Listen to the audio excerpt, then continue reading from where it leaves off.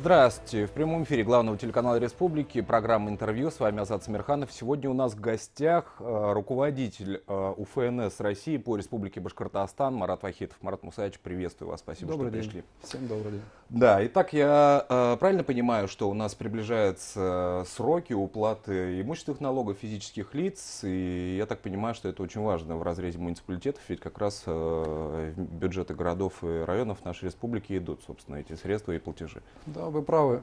Как раз 1 декабря это срок уплаты имущественных налогов физическими лицами.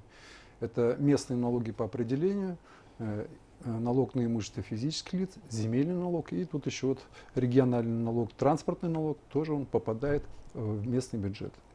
И эта дата для нас важна, потому что это вот заканчивается работа по информационной кампании, по освещению того, что необходимо местные налоги платить. Это забота наша совместная, каждого муниципального образования, района, городского округа и налоговых инспекторов.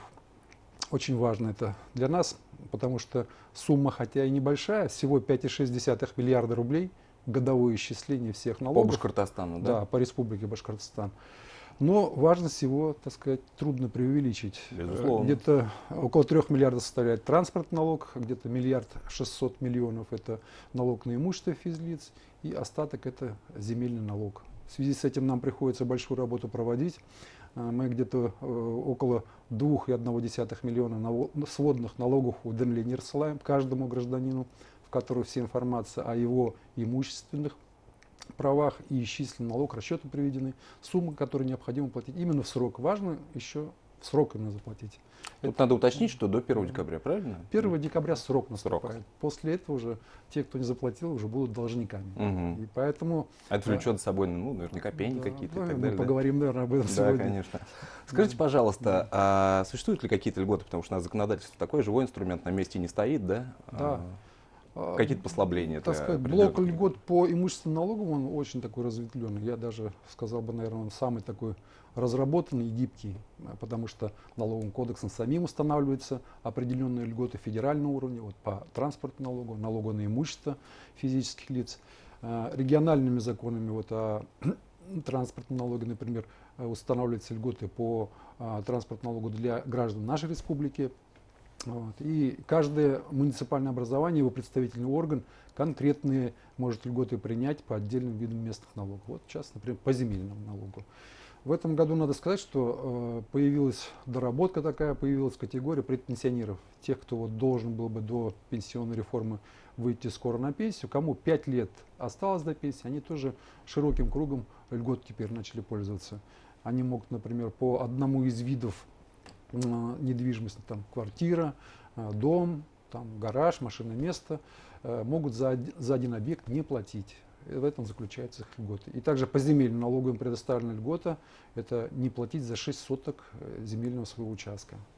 Ну, такое хорошее такое послабление, да, и, не знаю, для любого бюджета, для любого гражданина наверняка приятно. Добавлю, мы говорили, что 5,6 миллиарда общего населения, а объем льгот, предоставленных вот населению нашей республики, вот нашими актами, законодательством, 2,5 миллиарда. Вот видите, сопоставимые цифры, существенно. Почти половина.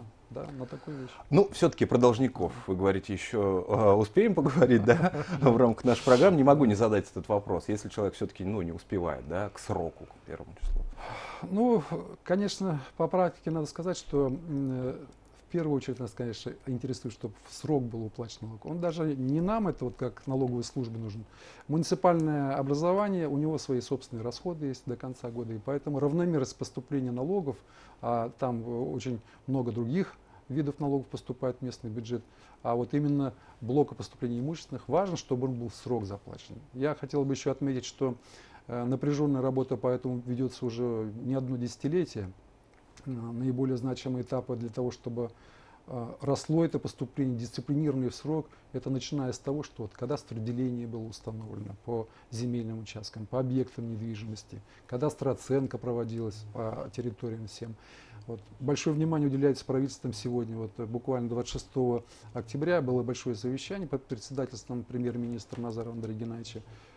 Были собраны все главы муниципальных образований, ряд ведомств причастных вот, к исчислению, уплате налогов. Проговаривали, очень ответили большую важность информационной работы на местах. очень большую важность отметили планомерной работы органов исполнительной власти именно по оценке, по территориальному устройству. Это все составляющие этого процесса. Вот. Поэтому внимание этому и уделяется такое высокое. Все-таки почему задолженности образуются? В чем причина, если вот так вот взять в общей массе, да, почему люди не успевают вовремя платить и какие инструменты у них есть на сегодняшний день, чтобы эти сроки выдерживать? Вот вы сказали, какие наказания за это есть. Да? После неуплаты в срок начинают, во-первых, пени исчисляться, это раз. Наступают и другие последствия. Сейчас все мягче и мягче меры, применяемые к неплательщикам, особенно к физическим лицам, гражданам, но тем не менее. Первым звонком после неуплаты налога является уже требование, высланное налоговым органам, то, что уже не извещение, а требование об уплате налога в определенный срок. Если оно не выполняется, мы направляем материалы мировым судьям, они возбуждают, выпускают, издают судебный приказ о том, что такой-то человек должен и обязан заплатить.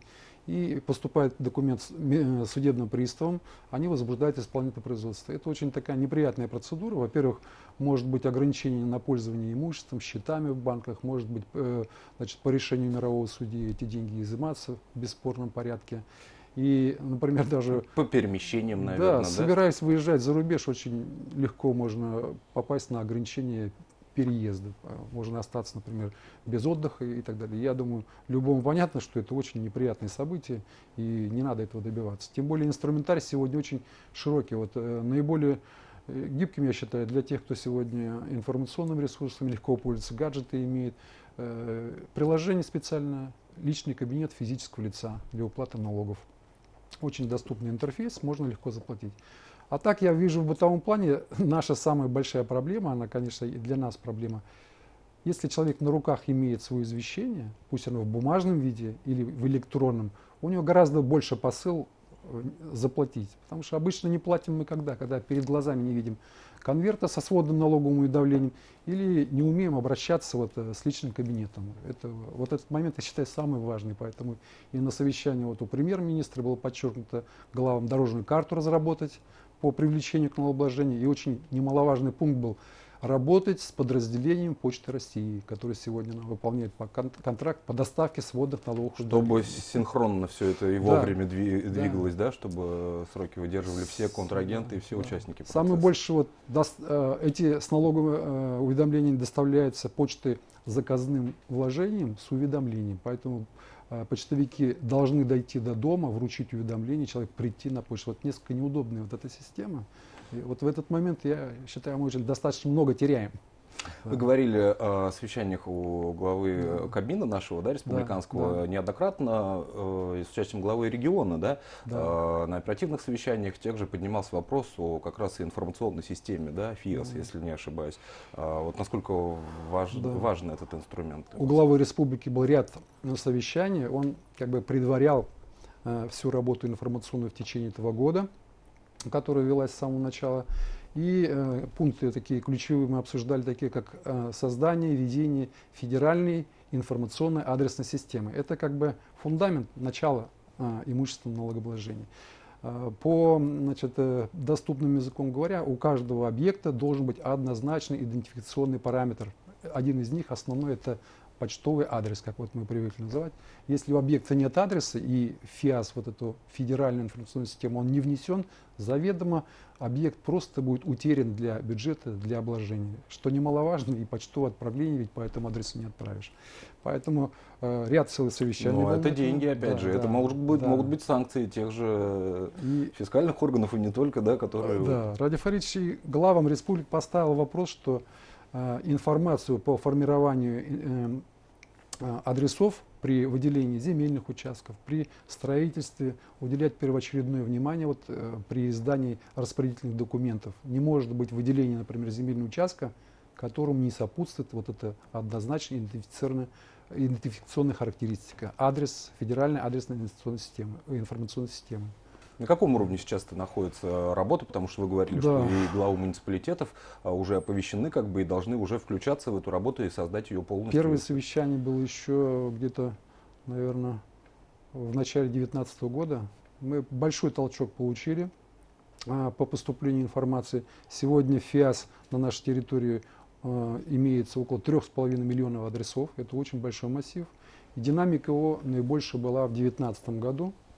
В этом году уже где-то с весны у нас было насыщение. И гораздо, естественно, медленными темпами идет работа эта.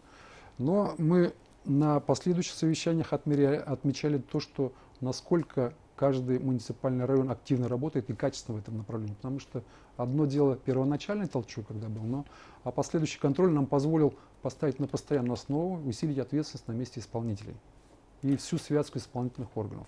Одним словом, система заработала уже. Да, да. Марат Мусаевич, не могу не спросить, как на работе вашего ведомства Федеральной налоговой службы по нашей республике отразилась вот этот 2020 год, эпидемиологическая ситуация. Да? Понятно, что многие сервисы можно сделать онлайн и платежи, но тем не менее бывают же случаи, когда просто необходимо ногами, что называется, прийти к вам и оформить какие-то документы.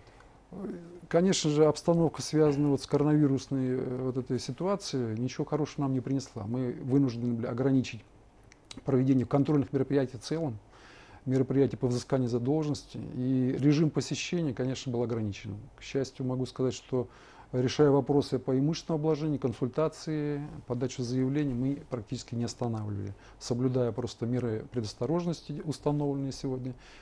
Такое общение с налогоплательщиком было. А то, что у нас аппарат развит именно на сайте, через МФЦ, через приложение налогоплательщиков физлица, очень многие вопросы можно решать, и проблем это особых не вызывало. И надо отметить, что поступление имущественных налогов, в отличие от налога, например, на прибыль, в этом году, оно практически снижения нам не дало.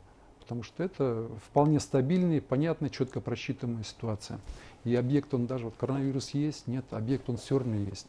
Он хоть прибыль не приносит, и налоги платить но надо это за налоговая него, да? база. Это налоги для своего муниципалитета, поэтому и люди это понимают. И надо сказать, что есть характеристики, которые достаточно четко отражают отношение граждан к уплате налогов, соотношение задолженности к поступлению в течение какого-то определенного периода, года. По нашей республике на сегодня это 47 где-то процентов. Грубо говоря, это 5 человек платят дисциплинированный налог, 5 с задержками. Марат Мусаевич, я благодарю вас за эту беседу и напоминаю нашим телезрителям, что в прямом эфире главного телеканала Республики была программа интервью, и у нас сегодня в гостях был руководитель УФНС России по Республике Башкортостан Марат Вахитов.